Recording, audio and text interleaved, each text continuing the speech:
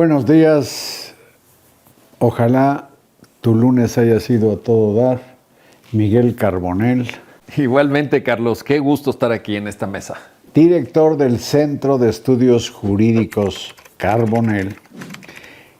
Eres constitucionalista y, pues como vimos, el fin de semana se resolvió en una tómbola de feria lo que le llaman la insaculación de magistraturas y juzgados que serán, pues, despedidos, sus titulares, a mediados del año próximo y contratados los nuevos que no necesariamente deberán acreditar experiencia. ¿Qué piensas de eso? A ver, no necesariamente todos los que están en ese listado de esta tómbola, de esta insaculación, se van a ir. Ellos van a poder concursar, si quieren, en el proceso electoral que habrá de verificarse en junio del 2025.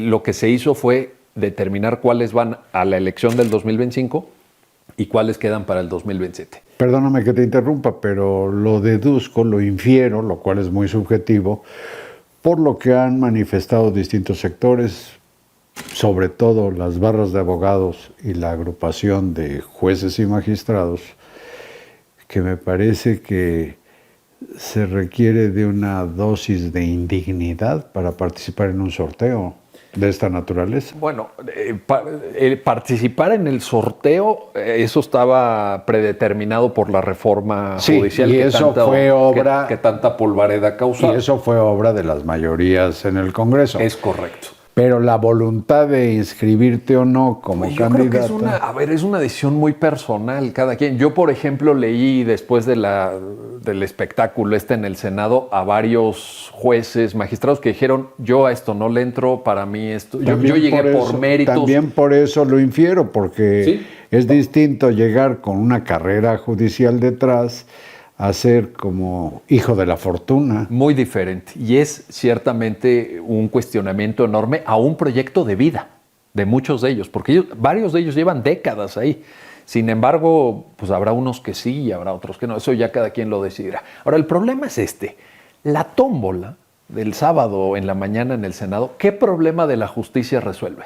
Ninguno, Carlos. No, de la justicia ninguno. Ninguno. Entonces, aunque pretextan que con eso el Poder Judicial dejará de ser corrupto, y López Obrador lo definía podrido. Es de una ingenuidad, de una torpeza plantear esto en estos términos más grande que una catedral, Carlos. No tiene ninguna relación una cosa con la otra.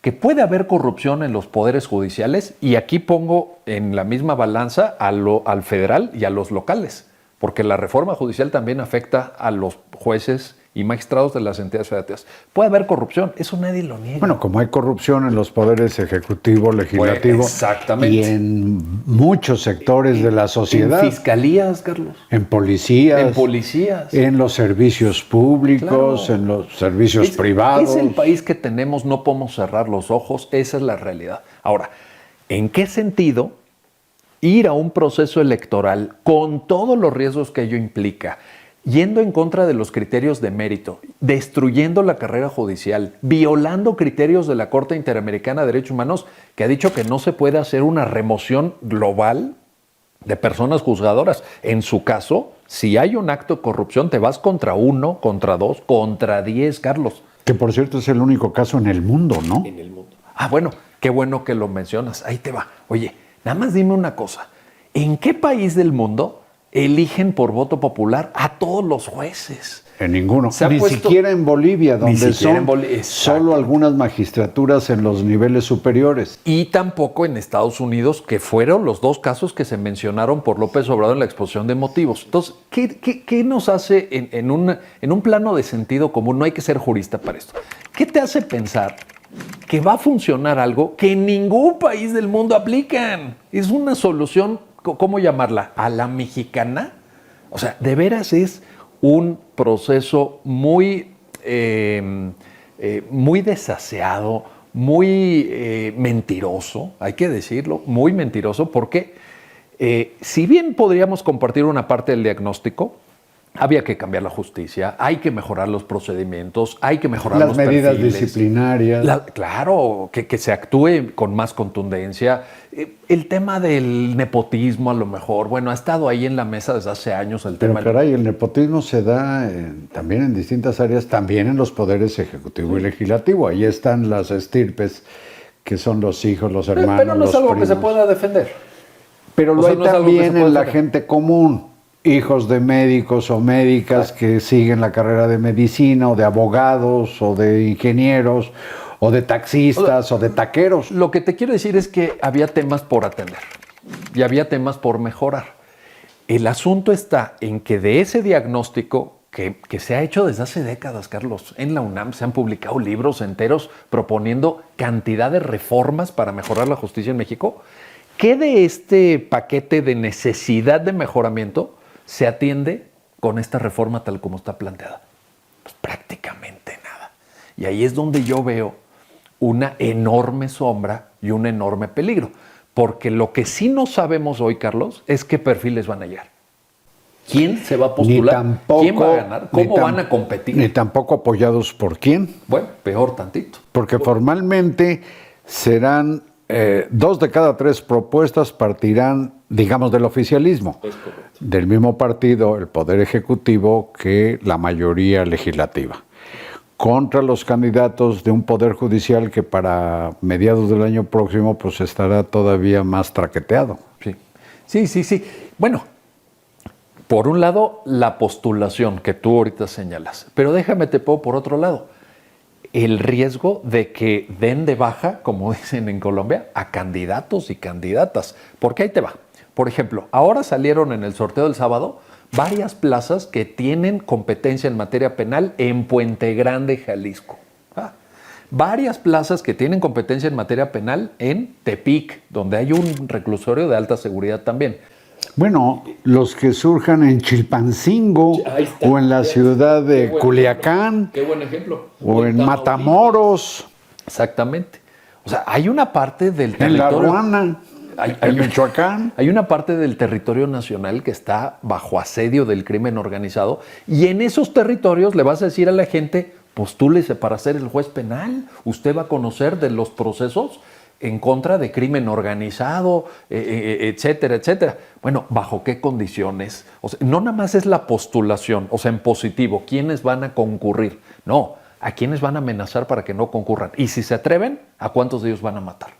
No, ¿y cuántos pierden su carrera no solamente jueces y magistrados o juezas y magistradas, sino buena parte de los 43,000 más o menos trabajadores del Poder Judicial que han estado haciendo carrera durante años y han concursado con su conocimiento contra otros compañeros para ir subiendo de grado? Desde ser actuario, que es un notificador, ser secretario proyectista en un juzgado, ser secretario proyectista en un tribunal colegiado o en un tribunal unitario, ser secretario de estudio y cuenta en la Suprema Corte, había criterios de mérito. A eso le llamamos carrera judicial.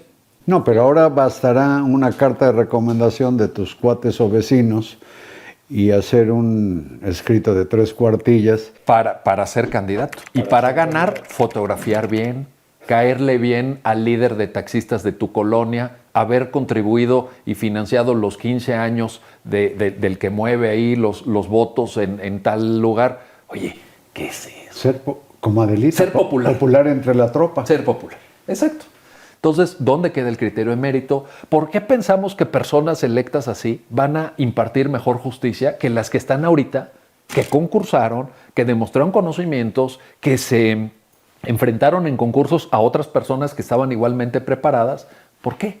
¿Por qué pensar que esto es un paso adelante? ¿En qué sentido lo es? Además, entiendo que resultado de una reforma con tanto desaseo que en la Constitución vigente dice claramente que la presidencia de la Suprema Corte de Justicia se renovará cada 2 años de acuerdo con el número de votos que obtuvieron o obtendrán en junio próximo. Pero más adelante, eso dice el artículo 94, pero en el 97 dice claramente que serán los propios pares en el Pleno de la Suprema Corte los que elegirán por 4 años a la presidencia. Y la explicación que dan tanto la directora jurídica de la presidencia o del Poder Ejecutivo como el exministro Arturo Saldívar es que eso no tiene importancia, que aunque esté en la Constitución, no es constitucional, eso dijeron. Bueno, hay ahí un debate abierto. Sí, es una cosa un poco rara. Esquizoide. Sí, se cuidó poco, digamos, la técnica legislativa, pero bueno, ahí, en fin, ha habido estas explicaciones que efectivamente citas, Carlos, y es algo que en su momento tampoco veo demasiado problema. Incluso en pues tienen que hacer una reforma, la reforma. Sería lo óptimo, sería lo ideal.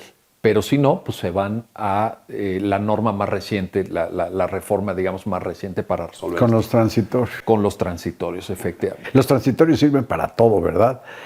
Pues en este caso hay transitorios muy largos, hay transitorios que detallan muchas cosas, por ejemplo, que se va a renovar, bueno, se extingue el Consejo de la Judicatura Federal, que es un tema importante. A nivel de entidades federativas les dieron la oportunidad de irse a la elección en 2025 o en 2027. Esto también es llamativo porque, si te fijas, una buena parte del debate público en contra de la reforma viene del Poder Judicial Federal. Se centra en el federal, En el federal. Sí.